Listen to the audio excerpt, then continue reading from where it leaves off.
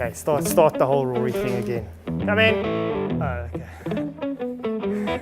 Justin Rose is one of these players where, you know, he's at a point in his career where everything that he prepares for is the majors, and Augusta is definitely one of them.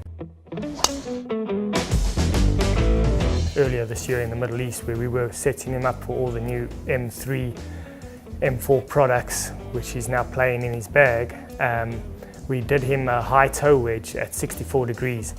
And his first comment to me when I handed the wedge over to him was, "This is going to win me Augusta." And that just puts it into perspective how far ahead these players are thinking. I know past winners of the tournament where, you know, they've spoken about their wedge setup, and they put down their wedge setup very much as an important part of them winning the golf tournament. That you know for a fact you ain't going to hit every fairway, you know for a fact you ain't going to hit every green. And to have the ability or the tools to give yourself options to get up and down around Augusta, I think is absolutely vital to being able to be there on the back nine on Sunday.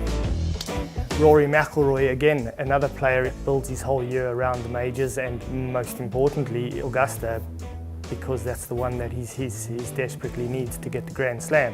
He leads the driving stats week in, week out, and if you can pull driver off more tees around Augusta, you have an advantage on the field.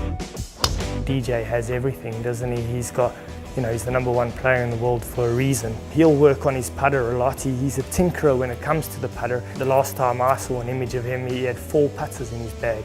And I can assure you that that's not in preparation for the tournament that he's just about to play.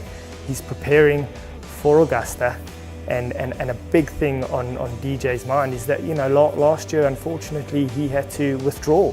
I think he's got the bit between his teeth talking about 2018 and a potential green jacket. Jon Rahm, I think he was made for that place. I think he relishes pressure.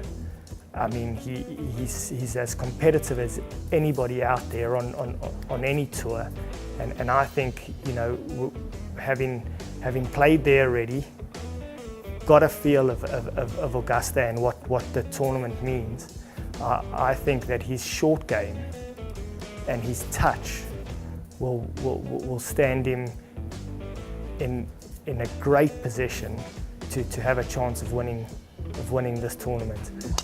So if you look at Jason and you look at his fingerprint or his golfing DNA, he's an extremely high hitter of the golf ball, has no problem turning the ball over from right to left.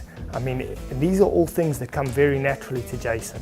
So, you know, when you look at the majors and you look at, you know, where he would do well, Augusta sits perfectly into Jason Day's wheelhouse. You know, he's found a good driver.